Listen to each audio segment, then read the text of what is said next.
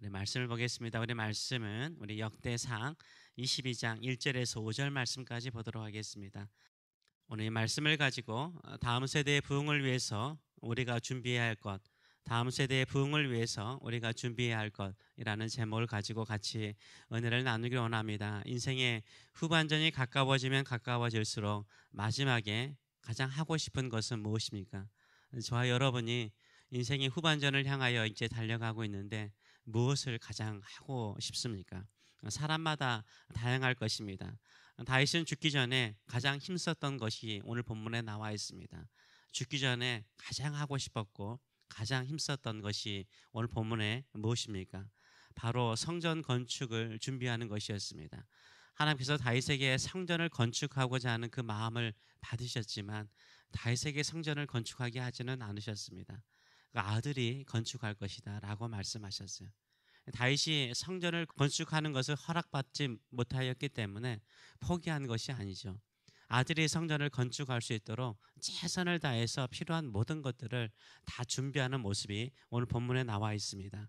5절의 말씀을 보게 되면 다윗이 이르되 내 아들 솔로몬은 어리고 미숙하고 여호와를 위하여 건축할 성전은 극히 웅장하여 만국의 명성과 영광이 있게 하여야 할지라. 그러므로 내가 이제 그것을 위하여 준비하리라 하고 다윗이 죽기 전에 많이 준비하였더라라고 말을 하고 있습니다. 하나님께서 원하시는 것은 아니죠. 근데 다윗은 성전을 아주 웅장하게 짓기를 원했습니다. 극히 큰 성전, 화려한 성전을 짓기를 원했습니다. 그 이유는 만국에 하나님의 명성과 하나님의 영광을 드러내기를 원했어요. 이게 인간의 마음이죠. 다윗의 마음이 이 정도였다는 거예요. 모든 사람들이, 주변의 모든 민족들이 하나님의 영광과 하나님의 이름의 명성을 알 수 있도록 웅장한 성전을 짓기를 원하였습니다. 아들 솔로몬은 아직 어리기 때문에 자신이 준비해야겠다라고 생각을 한 거예요. 죽기 전에 준비를 하였는데 많이 준비했어요. 넘치도록 준비하였다라고 말을 하고 있습니다. 다윗은 죽기 전에 목표가 있었습니다. 그 목표는 무엇이었습니까?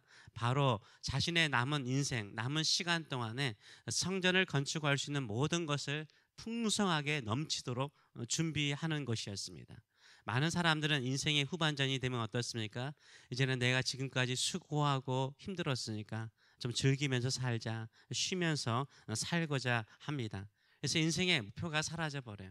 후반전의 목표가 사라져버립니다. 그러나 다윗에게는 인생의 후반전에 목표가 있었어요. 그것은 성전을 건축하는 일에 준비하는 것이었습니다. 그래서 우리가 인생의 후반전에 목표를 잃지 않도록 해야 됩니다. 늘 새로운 목표를 가지고 나가시는 저와 여러분 되시길 축원합니다. 다윗은 인구조사를 통해서요 다시 한번 인생을 깨달았습니다. 왕으로서요 이룰 수 있는 모든 것들을 다 이루었어요. 나라를 평화롭게 했죠. 그 다음에 주변의 모든 민족들을 정복함을 통해서 나라에 평화를 주었죠. 경제적으로 부강한 나라를 이루었어요. 뭔가 다 이루고 나니까 어때요? 교만해지죠.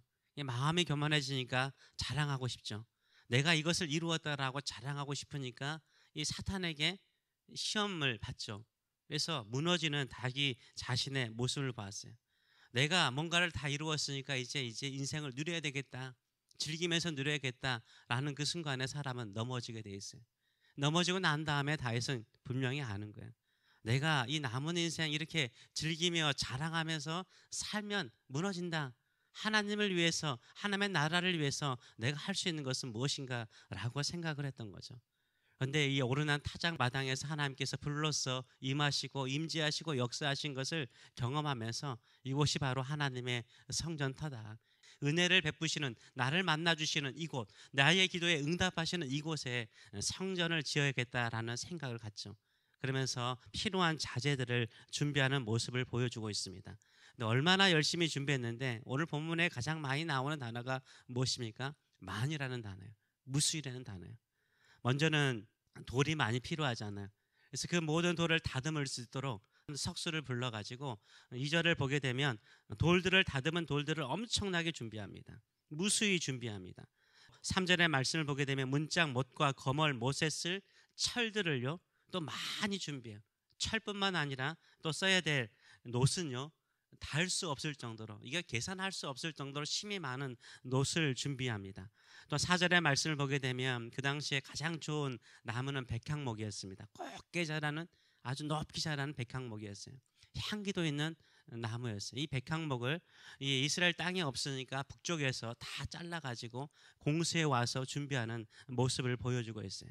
자신의 아들 솔로몬이 성전을 짓는 일에 부족함이 없도록 속히 지을 수 있도록 이미 다 준비해 놨으니까 설계를 따라서 짓기만 할 정도로 완벽하게 준비하는 다윗의 모습을 볼 수 있습니다. 그렇다면 우리가 지어야 될 성전은 건물이 아니죠. 저는 건물이라고 생각하지 않아요. 우리가 우리 다음 세대를 위해서, 또 우리 자신을 위해서 지어야 될 성전은 무엇일까요? 그것은 바로 벽돌이나 놋이나 철이나 놋이 아니라고 저는 생각합니다. 그것은 뭐냐면 하나님의 나라를 위해서요, 우리가 준비해야 될 것이 있습니다. 그 나라는 성령을 통해서, 말씀과 기도를 통해서 이루어지는 나라인 줄 믿습니다. 다음 세대가 부흥하고 새로워지는 역사, 하나님의 나라를 꿈꾸면서 하나님의 나라의 일꾼으로 살기를 사모하는 세대를 만들기 위해서는요, 우리는 자녀들에게 보여줘야 돼요. 무엇을 부모의 세대가 중요시 여겼는가를 가르쳐 줄 필요가 있습니다. 한번 생각을 해보세요. 솔로몬이 볼 때 아버지가 뭘 하고 있어요? 계속해서 성전을 짓기 위해서 준비를 하는 거예요. 다듬는 돌을 준비하고 계속해서 놋과 철을 모으고 성전에 필요한 모든 자재들을 준비하는 모습을 보면서 무슨 생각을 할까요? 아버지가 마지막까지 소중히 여기는 것이 뭔가, 마지막까지 힘썼던 것이 뭔가, 그 뭐죠? 하나님을 위해서 사는 인생이었어요. 하나님을 위해서 준비하는 인생이었어요. 어떤 엄마는 계속해서 힘들게 노동하고 일하고 와서 돈을 모아요. 돈을 모아서 사는 게 뭡니까? 명품 가방이에요. 집에 명품 가방을 쭉 주시잖아요. 자녀가 볼 때는 어떤 모습이죠? 엄마는 명품 가방을 위해서 사는 인생, 명품 가방을 모으기 위해서 돈을 모으고 일을 하는 인생이라고 생각을 할 수 있죠. 아빠는 돈만 모으면, 새벽부터 나가서 밤늦게까지 수고해가지고 돈만 모으면 아주 고급 자동차를 사요.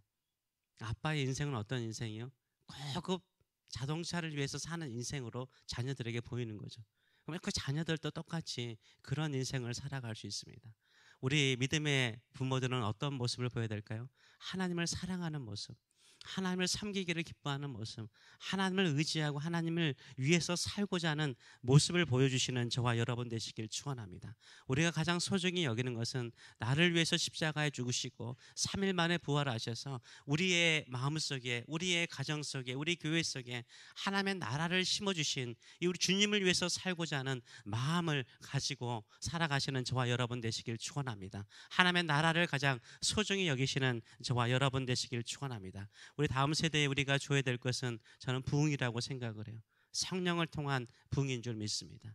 그 부흥을 위해서 우리가 준비를 해야 됩니다. 정말로 하나님께서 우리를 쓰시고 사용하시는 그 부흥이 일어나도록 우리는 사모하는 마음으로 준비를 해야 됩니다. 그 준비하는 것이 백향목도 아니요, 놋도 아니요, 철도 아니요, 다듬어진 돌들도 아닙니다. 우리가 준비해야 되는 것은 뭡니까? 저는 기도라고 생각을 해요. 기도요. 이 오순절에 성령께서 임하셨어요. 성령께서 오실 때 제자들이 했던 것은 뭐죠? 오로지 기도에 힘썼어요. 오로지 기도에 힘썼어요. 기도하는 그 자리에 성령께서 오셨어요. 다윗이 성전을 짓기 위해서 준비한 것이 여러 가지 보이는 자재였다면 우리 믿음의 세대들이 다음 세대가 부흥할 수 있도록, 아니면 우리 세대가 부흥하기 위해서 우리가 준비해야 되는 것은 무엇입니까? 그것은 기도인 줄 믿습니다. 기도예요. 저는 기도만큼 소중한 것은 없다고 생각을 해요. 새벽을 깨우며 우리가 기도하는 이 모습, 교회가 모여서 함께 부흥을 꿈꾸고 기도할 때 반드시 성령께서 우리 안에 임하시고 우리를 일으켜 세우시고 다음 세대를 일으켜 세우는 놀라운 역사가 일어날 줄 믿습니다. 그래서 우리 자신이 더욱더 기도하는 사람, 기도에 힘쓰는 사람 되시길 축원합니다. 다윗이 자재를 준비하더라도 무수히 풍성하게 준비했어요. 기도를 하더라도 풍성하게 넘치게 기도함을 통해서 우리의 사모하는 마음을 하나님께 드리시는 저와 여러분 되시길 축원합니다. 부흥을 경험하고 또 부흥을 자녀들에게 물려주는 저와 여러분 되시길 축원합니다. 자녀들이 강을 건너고 싶어도 징검다리가 없으면 건너지를 못하잖아요. 우리의 기도가 그들이 하나님의 나라를 꿈꾸고 나갈 수 있는 징검다리 역할을 하는 기도의 삶 되시길 축원합니다. 기도하겠습니다. 살아계신 하나님 아버지, 다윗은 하나님의 영광을, 하나님의 명성이 드러나기 위해서 웅장한 성전을 짓기를 원하였습니다. 그래서 필요한 모든 것들을 풍성하게 넘치도록 셀 수 없을 정도로 준비를 하였습니다. 우리도 우리의 다음의 세대와 우리 세대가 죽어가는 세대, 망해가는 세대, 식어가는 세대, 없어지는 세대가 되기를 원하지 않습니다. 부흥하기를 원합니다. 모든 교회들이 함께 부흥하고 모든 믿음의 자녀들이 함께 믿음의 꿈을 꾸고 하나님의 나라를 꿈꾸고 예수 믿는 사람들이 많아지고 온 열방 가운데 주의 이름이 드러나고 주께서 이루시고자 하는 그 나라가, 평화의 나라가, 용서의 나라가, 또 하나님을 섬기면서 하나님이 주시는 그 영광의 나라가 온 열방 가운데 이루어지기를 원합니다. 그러기에 오늘 또 우리는 이 새벽마다 준비합니다. 성령께서 임하시도록 준비합니다. 성령께서 각 사람에게 임하시도록 준비합니다. 성령께서 각 교회에 임하시도록 기도합니다. 간절히 사모하는 마음으로 기도합니다. 풍성하게 기도합니다. 넘치도록 기도합니다. 임하여 주시옵소서. 역사하여 주시옵소서. 부흥시켜 주시옵소서. 성령을 통해서 꿈 있는 자녀들로 살아나게 하여 주시옵소서. 죽어가는 교회가 성령의 능력을 통해서 살아나는 교회들이 될 수 있도록 축복하여 주시옵소서. 아무런 목표와 꿈이 없던 성도들이 다시 한번 주를 위해서 살고자 하는 꿈이 있는 사람들로 살아나게 하여 주시옵소서. 암과 여러 가지 질병으로 고통하던 사람들이 예수의 이름 붙들고 일어나는 새로운 역사가 일어날 수 있도록 축복하여 주시옵소서. 감사드리며 예수님의 이름으로 기도합나이다. 아멘.